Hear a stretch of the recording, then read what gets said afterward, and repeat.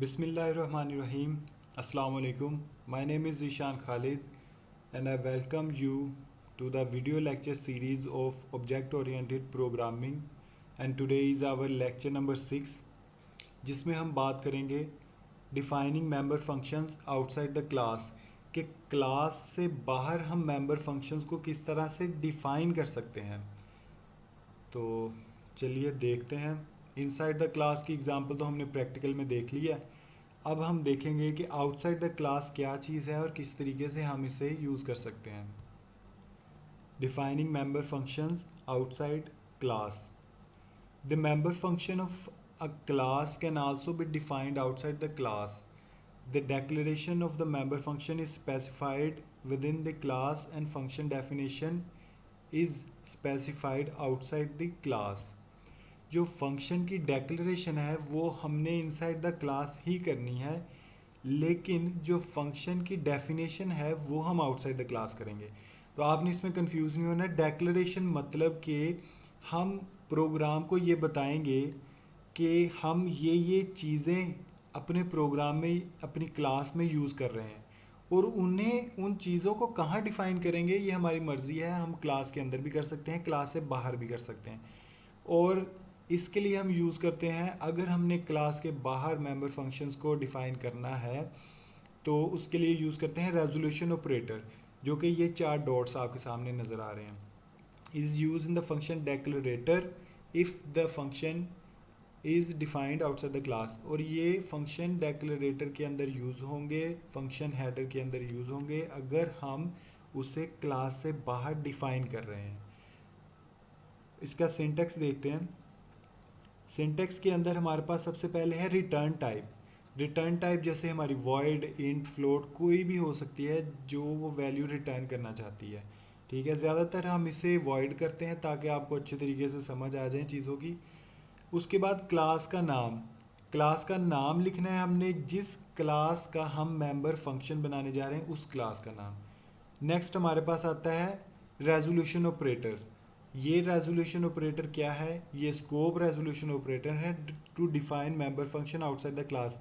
ये चीज़ डिफाइन करेगी कि आपका जो मेंबर फंक्शन है वो आप आउटसाइड द क्लास यूज़ कर सकते हो, और जो आपका कोड देखेगा, आपका कोड पढ़ेगा, उसको भी समझ आ जाएगी कि ये फंक्शन किसी क्लास का है और ये क्लास से बाहर डिफाइन किया जा रहा है। उसके बाद फंक्शन नेम। फंक्शन नेम हमारा कोई भी हो सकता है। अगर सम करवा रहे हैं तो सम हो सकता है, अगर कोई इनपुट करवा रहे हैं इन हो सकता है, आउटपुट करवा रहे हैं आउटपुट हो सकता है। तो ये आपको पता है कि आप फंक्शन नेम कोई भी रख सकते हो। फिर पैरामीटर्स हैं। पैरामीटर्स जो है हम अभी नल छोड़ रहे हैं, खाली छोड़ रहे हैं, कोई पैरामीटर पास नहीं करवा रहे। अच्छा, उसके बाद इसकी बॉडी आ जाएगी। बॉडी के अंदर हम वो सारी चीज़ें डिफ़ाइन करेंगे। समझ रहे हो बात कि हम चीज़ों को डिफ़ाइन करेंगे यहाँ पर जो भी उस फंक्शन के अंदर है। हम पहले क्या करते थे कि सिर्फ ये फंक्शन नेम और पैरामीटर लिख के उसकी बॉडी स्टार्ट कर देते थे। वो इसलिए करते थे क्योंकि हम उसी क्लास के अंदर डिफ़ाइन कर रहे थे उस फंक्शन को। अब हम उस क्लास से बाहर उस चीज़ को डिफ़ाइन कर रहे हैं, इस वजह से हमने ये साथ में रिटर्न टाइप और क्लास का नाम और रेजोल्यूशन ऑपरेटर साथ में ऐड करने हैं। इसकी एक एग्जांपल देखते हैं। एग्जाम्पल क्या वो पूछता है, राइट अ क्लास एरे। एक क्लास हमने बनानी है जिसका नाम है array that contains an array of integers to store 5 values. उसके अंदर क्या होगा कि 5 इंटीजर्स की एक इंटीजर एरे होगी और उसके अंदर 5 वैल्यूज़, 5 नंबर्स हम स्टोर करवा सकेंगे। It also contains the following member function. और इसके कुछ ये भी मेंबर फंक्शन हो गए। फिल। अब एक एरे को आप जानते हो एरे क्या है? तो एरे एक लिस्ट है जिसके अंदर हम नंबर्स को स्टोर कर सकते हैं। एक ऐसा इंटीजर समझ लो, अगर ए है उसके अंदर हम 5 स्टोर कर सकते हैं, लेकिन मैं चाहता हूँ कि मैं 5 को 5 दफ़ा ही स्टोर करूँ, तो उसके लिए मुझे एरे की ज़रूरत पड़ेगी। तो एरे हमारे पास एक डाटा स्ट्रक्चर है जो कि लिस्ट बनाती है वैल्यूज़ को स्टोर करने के लिए। तो इसका एक फंक्शन होगा फिल, जिसके थ्रू हम एरे को फिल करेंगे। ठीक है, और डिस्प्ले एक फंक्शन होगा जिसके थ्रू हम एरे जो भी फिल हुई हुई है उसको हम डिस्प्ले करवाएंगे कि ये वैल्यूज़ इन इन इंडेक्स पे पड़ी हुई हैं। और उसके बाद मैक्स का एक फंक्शन बनाएंगे जिसके अंदर ये बताएगा कि मैक्सिमम वैल्यू क्या है, और फिर मिनिमम का एक फंक्शन बनाएंगे जिसके अंदर ये बताएगा कि मिनिमम वैल्यू आपकी एरे में से क्या है, 5 वैल्यूज़ में से। All functions should be defined outside the class, सारे फंक्शन जो हैं वो आउटसाइड द क्लास हमने डिफाइन करने हैं। अब पहले हम क्या करते थे, इनसाइड द क्लास करते थे, और अब हमने ये रेजोल्यूशन ऑपरेटर को यूज़ करके आउटसाइड द क्लास डिफाइन करने हैं। सबसे पहले वही दो मेन चीज़ें, include iostream dot h, include conio dot h, ये हमारी हेडर फाइल्स हैं। फिर क्लास का कीवर्ड है और साथ में एरे, कोई भी नाम आप यूज़ कर सकते हो। तो हमें क्वेश्चन में ही उन्होंने बताया कि आपने क्लास एक बनानी है एरे की, तो हमें क्लास का नाम भी मिल गया जो कि है एरे। फिर यहाँ से लेके यहाँ तक इसकी बॉडी है, और इसकी बॉडी के अंदर हमें हमेशा याद रखना है हमने कि दो चीज़ें होंगी, एक डाटा मेंबर्स और दूसरा मेंबर फंक्शन। ठीक है, डाटा मेंबर्स उसने बताया कि एक एरे हो उसकी, तो एरे के लिए, एरे को डिफाइन करने डिक्लेयर करने के लिए हम ये लाइन लिखेंगे, इंट एरे, इंट सॉरी ए, और साथ में ब्रैकेट्स के अंदर 5, मतलब ये इसकी लेंथ को डिफाइन कर रहा है, और एरे का नाम क्या है ए, और उसकी डाटा टाइप क्या है इंट, फिर सेमी कॉलन, फिर उसके बाद पब्लिक के बाद कॉलन। पब्लिक आ गया यहाँ पे, तो आपके जहन में फटाफट से आ जाना चाहिए कि अब मेंबर फंक्शंस की बात होने लगी है।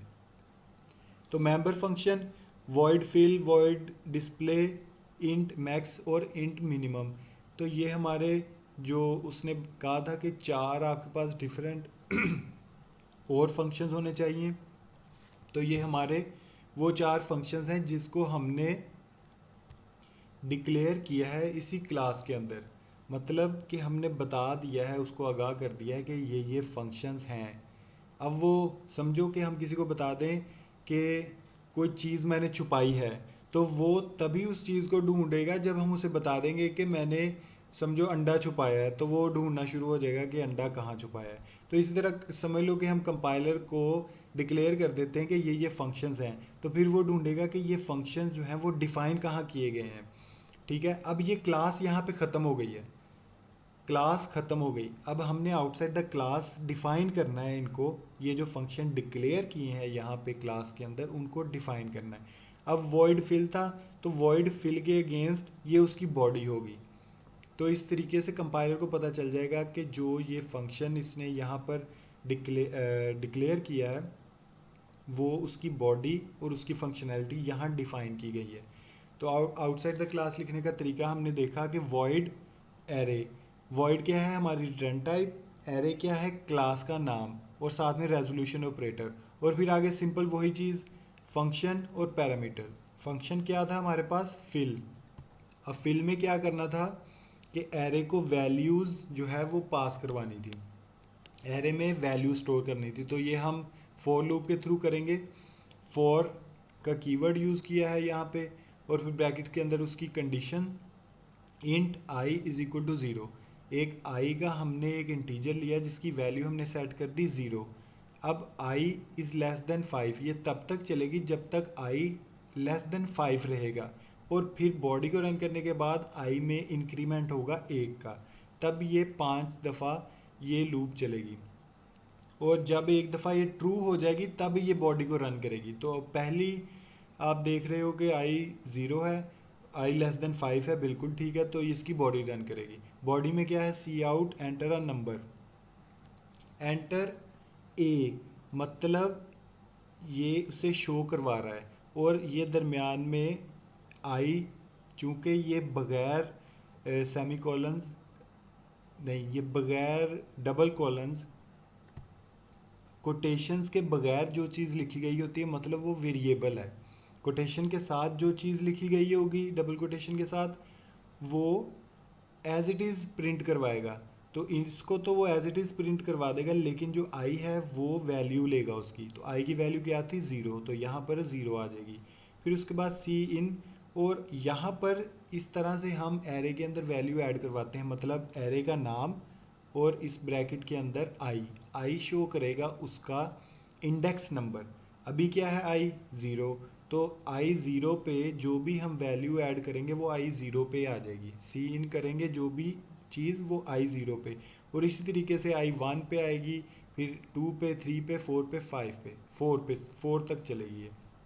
ठीक है, तो टोटल 0 से लेके 4 तक कितने एलिमेंट्स ये स्टोर करेगी? 5। ये बॉडी इसकी क्लोज हो गई फॉर लूप की, फिर उसके बाद ये बॉडी क्लोज हुई इस फंक्शन की। नेक्स्ट इसी तरीके से वॉइड एरे, वॉइड मतलब के रिटर्न टाइप, और एरे क्या है? इस क्लास का नाम जो जिसके हम मेंबर फंक्शंस को डिफाइन कर रहे हैं आउटसाइड द क्लास। और इसकी भी फंक्शनैलिटी, ये लॉजिक है बेसिकली, तो ये आपको फॉर लूप का आई होप कि आपको पता है कि किस तरीके से ये वर्क करती है, और इस तरीके से वो जिस तरह से वो ऐड करवाए हैं उसी तरीके से सी आउट करवा के आई की वैल्यूज़, मतलब लिस्ट की वैल्यूज़ जो हैं वो शो कर देंगी। फिर उसके बाद इंट एरे, इंट एरे मतलब रिटर्न टाइप इंट है यहाँ पे, और एरे क्या है? क्लास का नाम। रेजोल्यूशन ऑपरेटर ये चीज़ शो करते हैं कि ये क्लास के मेंबर फंक्शंस हैं, क्लास के फंक्शंस हैं जो कि आउटसाइड द क्लास डिफाइन किए जा रहे हैं। मैक्स फंक्शन है।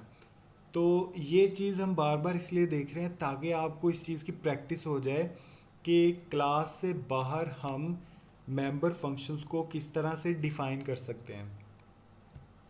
इसकी बॉडी के अंदर देखिए इंट एम, अब एक वेरिएबल लिया एम के नाम का जो कि इंटीजर है, इज इक्वल टू कर दिया एरे 0 के उसको। अब एरे 0 पे जो भी वैल्यू है वो आ जाएगी हमारे एम के अंदर। अब ये हमने लॉजिक ऐड किया है एम के अंदर, अगर हर वैल्यू के साथ इसको मैच करेंगे और जो भी लार्जेस्ट वैल्यू होगी वो एम के अंदर स्टोर कर देंगे और रिटर्न कर देगा एम, इसलिए हमारी रिटर्न टाइप क्या है? इंट। तो इसमें कोई ना कोई नंबर, ये फंक्शन हमारा कोई ना कोई नंबर वापस हमें देगा, रिटर्न करेगा। इसी तरीके से int array, int return type, array class name, resolution operator जो कि डिफाइन करता है कि ये एक क्लास का फंक्शन है जो कि क्लास से बाहर डिफाइन किया जा रहा है।